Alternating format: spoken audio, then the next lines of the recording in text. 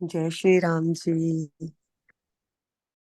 मानस अयोध्या कांड हम पढ़ रहे हैं और कल हमने लक्ष्मण गीता श्रवण की थी और 94 दोहे तक हम पढ़ चुके हैं। लक्ष्मण गीता तो समाप्त हो गई और अब आगे हम चलते हैं कि जो सुमंत्र जी हैं वो प्रभु राम से विनती करते हैं कि प्रभु चलिए, मुझे तो राजा ने यही आज्ञा दी थी कि कौशलनाथ मतलब अयोध्या के नाथ, क्योंकि राम अयोध्या के नाथ होने वाले थे, तो इसीलिए राजा ने आज्ञा दी थी कि उनको लौटा लाना। तो आप चलिए मेरे साथ यहाँ से वापस। तो अयोध्या के राजा हैं आप, तो आपको वापस जाना चाहिए और आगे देखते हैं क्या कहते हैं सुमंत्र जी। जी आशु जी, पढ़ेंगे आप आगे। निपस कहूँ गोसाई जस कहई करो बलि सोई करी बिनती पायन परऊ दीन बाल जिमि रोई सियावर राम जय जय राम।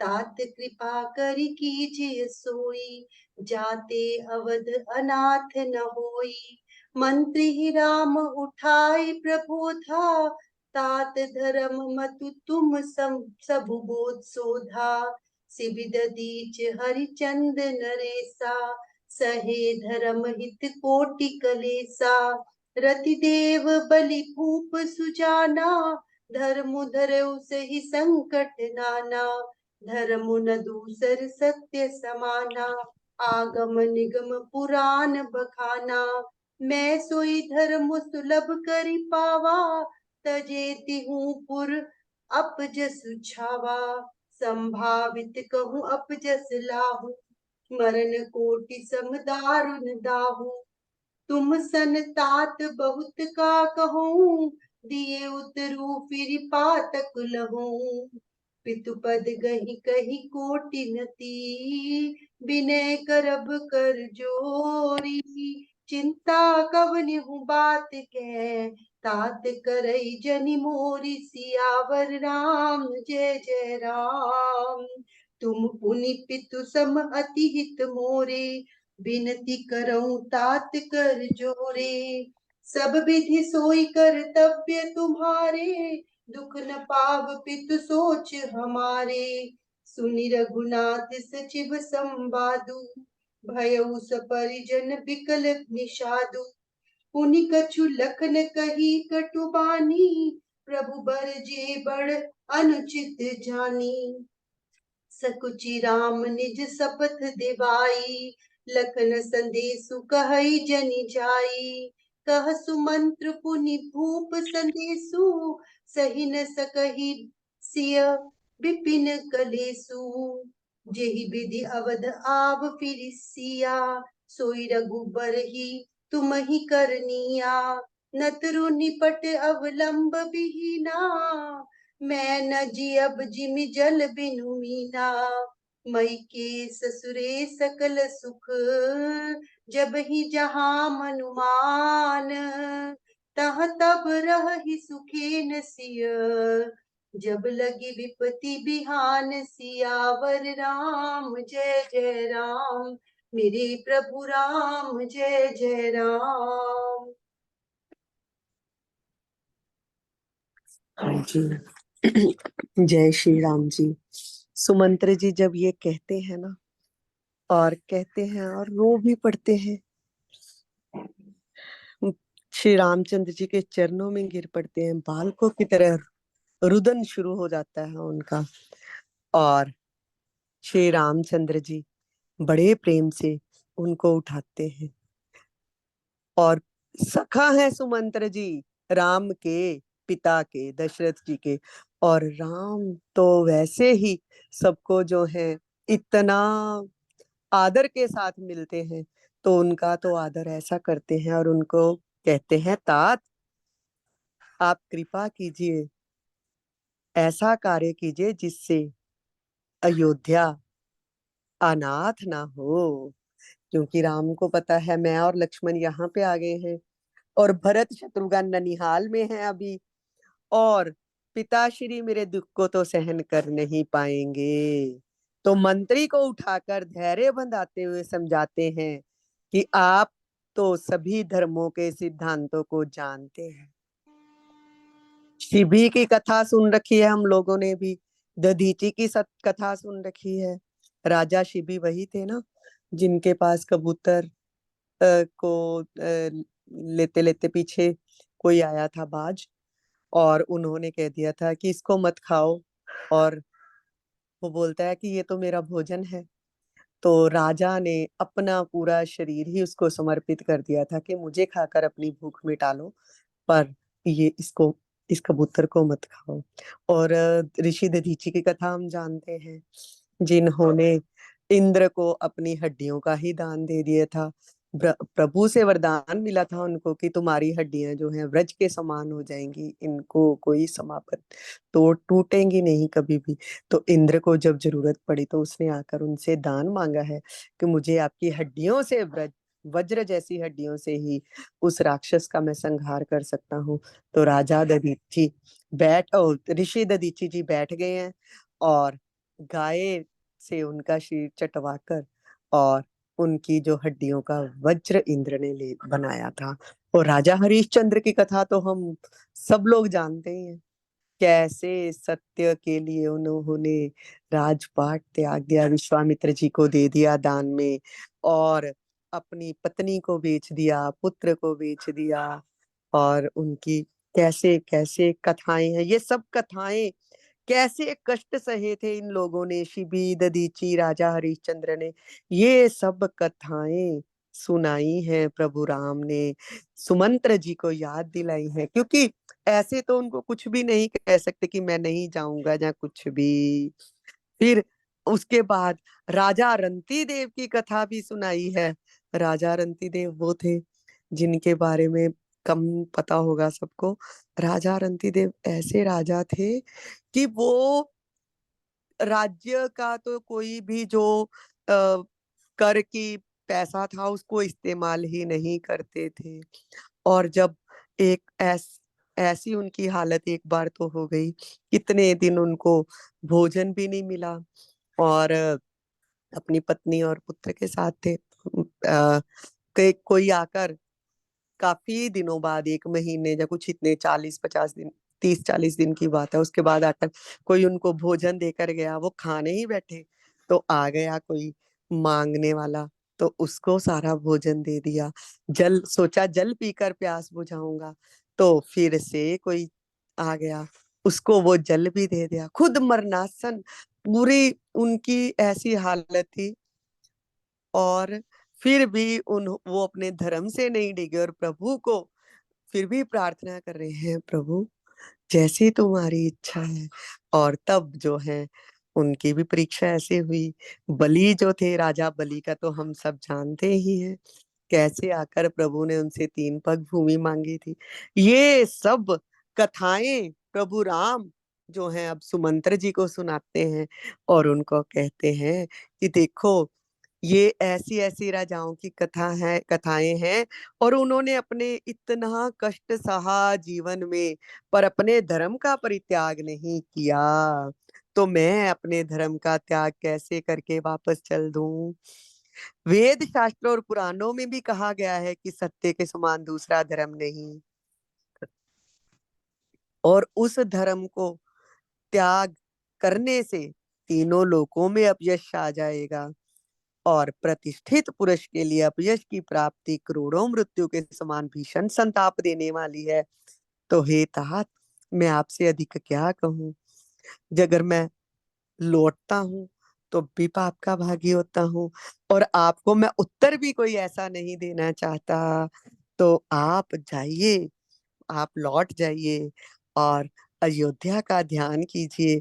पिताजी के चरण पकड़कर करोड़ों नमस्कार के साथ हाथ जोड़कर विनती करिएगा कि हे तात, आप मेरी किसी बात की चिंता ना करें।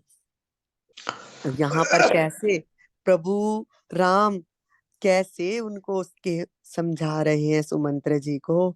जवाब आगे से कोई उल्टा जवाब नहीं दिया, कोई कुछ भी नहीं कहा, और पता है कि पिता को मेरी, सीता और लक्ष्मण की बहुत चिंता होगी वहां पर।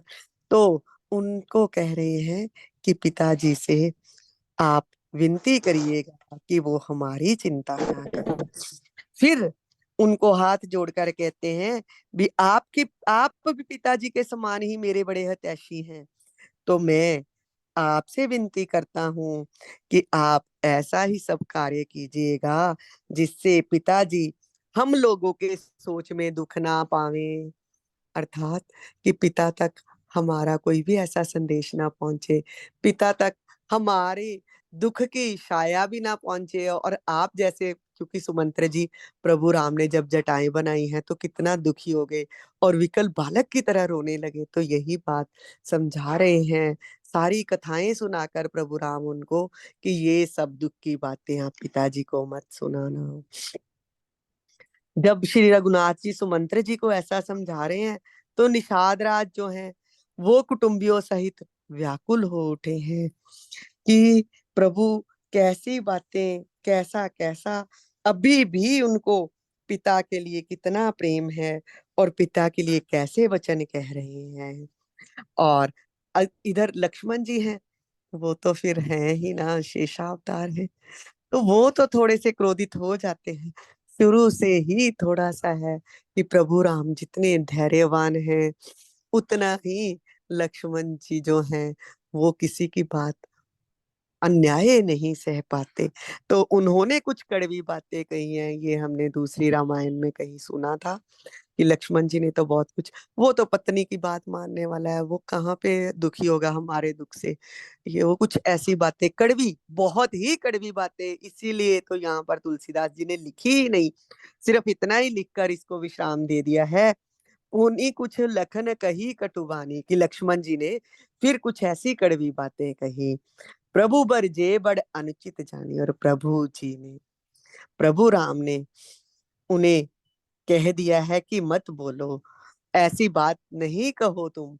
और सकुच राम निज शपथ देवाई, और श्री रामचंद्र जी ने सकुच आकर अपनी सौगंध दिलाकर सुमंत्र जी से कहा है कि आप मेरा सारा संदेश तो जाकर मेरे पिता को दीजिएगा। तो ये लक्ष्मण जी ने जो बातें कही हैं, ये आपको मेरी सौगंध है, ये बात जाकर बिल्कुल भी मेरे पिता तक नहीं पहुंचाइएगा। जब सुमंत्र जी ने ये देखा है कि ये दोनों भाई तो वापस बिल्कुल ही नहीं जाएंगे, तो फिर याद आया है कि राजा ने कहा था अगर वो दोनों नहीं लौटे तो किसी तरह भी जनक नंदिनी सीता को लौटा लाना।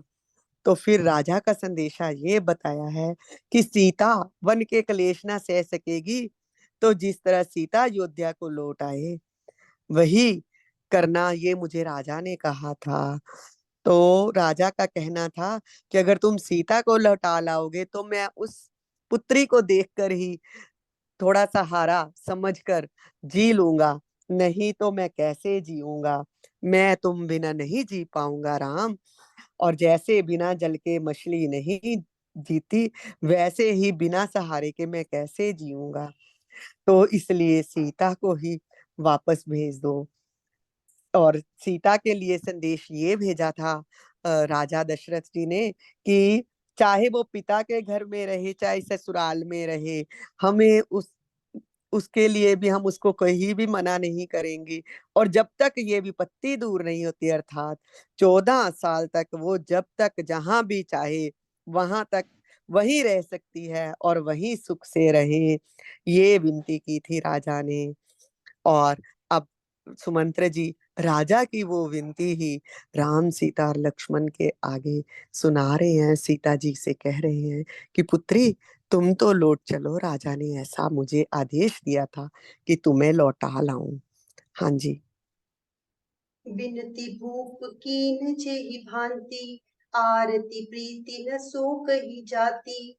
पितु संदेश सुनि कृपा निधाना, सियहि दीन सिख कोटि विधाना। सासु ससुर गुर प्रिय परिवारु, फिर हुन सब कर मिटे खबारू।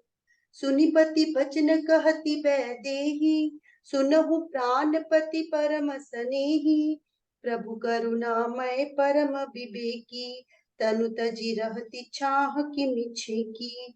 प्रभा जाई कह भानु बिहाई, कह चंद्रिका चंदु तजि जाई, पतहि प्रेममय विनय सुनाई, कहति सचिव सन गिरा सुहाई। तुम पितु ससुर सरिस हितकारी, उतरु देव फिर अनुचित भारी, आरती बस सन्मुख भयउ, बिलगुन मानव तात, आरज सुत पद कमल बिनु, बादी जहां लगी नाथ, सियावर राम जय जय राम।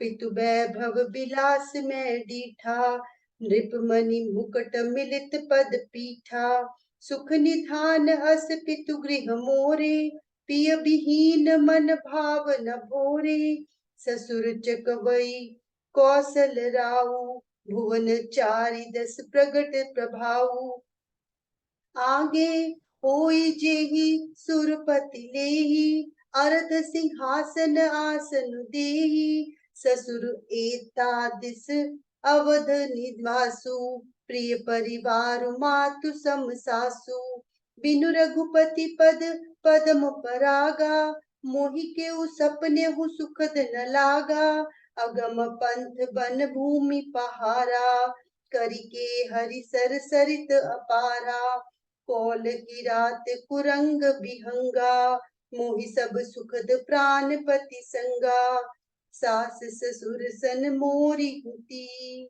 बिनय कर परिपाए, मोर सोच जनि करिय कछु, मैं बन सुखी सुभाय, सियावर राम जय जय राम, मेरे प्रभु राम जय जय राम। अब विनती भूप कीन जेहि बांति, आरत प्रीत न सो कही जाती। अब यहाँ पर देखो, अगर हम बहुत ध्यान से पढ़ते हैं ना, तो फिर पता चलता है दीनता और प्रेम से विनती की है राजा ने। आदेश नहीं दिया कि सीता को बोलना कि लौट आओ। और अगर आदेश दिया होता तो तब भी माता सीता ने तो यही कहना था कि पहले तो आज्ञा वन में जाने की ही मिली है। और इसीलिए राजा ने आर्त प्रेम से आर्त होकर विनती की है कि सीता को ही लौटा लाना। और कृपा निधान श्री रामचंद्र जी ने जब ये पिता की दीनता भरी विनती को सुना है, तो सीता जी को अनेकों प्रकार से फिर से शिक्षाएं दी हैं और कहा है तुम घर को लौट जाओ तो सास ससुर गुरु प्रियजन और कुटुंबी सबकी चिंता मिट जाएगी। और पति के जब वचन जे सुने हैं तो जानकी जी फिर से कहती हैं, हे प्राणपति, हे परम स्नेही, सुनिए, आप करुणामय हैं पर आप परम ज्ञानी भी हैं। अब प्रभु राम ने जब दोबारा से सीता को समझाना शुरू कर दिया है कि तुम लौट जाओ, तो अब सीता जी प्रभु से कहती हैं बड़े प्रेम से, क्योंकि उनकी आज्ञा तो वो मना नहीं कर सकती, तो कहती हैं शरीर को छोड़कर छाया अलग कैसे रुक सकती है, सूर्य की प्रभा सूर्य को छोड़कर कहाँ जा सकती है, और चांदनी चंद्रमा को त्याग कर कहाँ जा सकती है। और ऐसे प्रभु से कहा है सीता जी ने। और पति प्रभु को पति को प्रेममयी विनती सुनाई है। और उसके बाद मंत्री जी से सुमंत्र जी से वाणी सुहावनी में कहने लगी हैं कि आपको मैं आगे से कोई उत्तर दूं ये बात अच्छी नहीं लगती, क्योंकि आप मेरे पिता समान हैं, मेरे ससुर जी के समान ही मेरा हित चाहने वाले हैं, तो मैं आपको क्या बोलूं, ये बहुत ही अनुचित है। पर तात मैं भी आर्त होकर ही आपके सन्मुख हुई हूँ, आर्त होकर, क्योंकि इसलिए आपके आगे मेरे को बोलने की, क्यों पहले आजकल की बात जैसी बात थोड़ा थी। पहले तो कोई बड़ों के आगे बोलना या जवाब देना भी अच्छा ही नहीं समझा जाता था, तो यहीं पर इसीलिए सीता जी कहती हैं कि मैं आपको कोई उत्तर नहीं दे रही, प्रति उत्तर नहीं दे रही, मैं आर्त होकर आपके सन्मुख हुई हूँ और आप बुरा ना मानिएगा। मैं अपने स्वामी के चरण कमलों के बिना जगत के जो सारे नाते हैं वो मेरे लिए व्यर्थ हैं। मैंने पिताजी के यहाँ ऐश्वर्य की छटा देखी, क्योंकि जनक नंदिनी है ना, तो राजा जनक के यहाँ तो ऐसा ऐश्वर्य था, और सभी राजा जो आकर राजा जनक को शीश निवाते थे, यहाँ तक कि तपस्वी मुनि भी आकर राजा जनक से कई ज्ञान की बातें पूछते थे। विदेह थे ना राजा जनक। और यहाँ पर ऐसा था, कहती हैं, मेरे पिता का घर, यहाँ पर सब सुखों का भंडार था। पर जब मेरी मुझे पति के साथ में आ गई, तो मुझे वो नहीं अब भाता, अपने पिता का घर भी अब नहीं भाता। यहाँ पर ऐसा ऐश्वर्य था जब मैं अपने पति के संग चली आई। और मेरे जो ससुर हैं, वो तो मुझे भी पता है चक्रवर्ती सम्राट है, और जिनका प्रभाव तो तुम भी जानते हो कि 14 लोकों में प्रकट है। और इंद्र भी अपना आधा सिंहासन, जब उसको दशरथ जी जाते हैं मिलने के लिए, तो अपना सिंहासन इनके आगे कर देता है। ऐसे मेरे ससुर जी हैं, और मेरी जो माता के समान ही मेरी सासुएं हैं, और प्रिय कुटुंबी सब मुझे बहुत प्रेम करते हैं। पर श्री रघुनाथ जी के चरण कमलों की रज के बिना मुझे वो बिल्कुल भी सुख नहीं दे पाएंगे।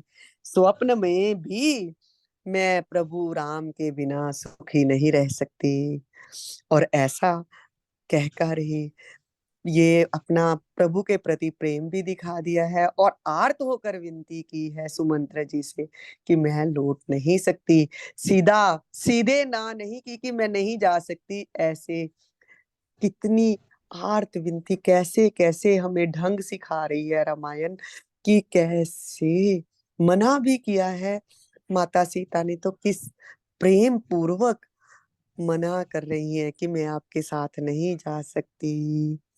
कहते हैं, जैसा जैसा सुमंत्र जी ने कहा था, वैसे वैसे ही बड़े प्रेम से आर्त ढंग से उत्तर दे रही हैं। दुर्गम रास्ते, जंगली धरती, पहाड़, हाथी, सिंह, अथात लाभ एवं नदियां, कोल भील, हिरन और पक्षी, यहाँ पर मैं हूं, पर ये साथ में मेरे श्री रघुनाथ जी हैं, तो ये सब मुझे सुख देंगे।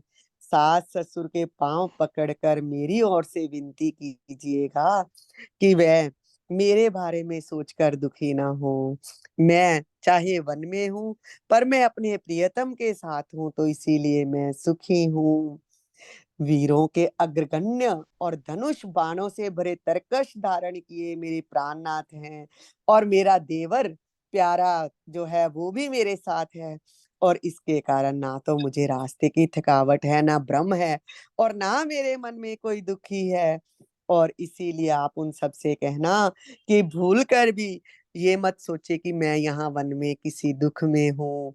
मैं यहाँ वन में भी सुखी हूँ अपने पति के साथ, और मेरे देवर भी इतना ध्यान रखने वाले मेरे साथ हैं, तो ये वन भी मुझे जा बहुत प्रिय है।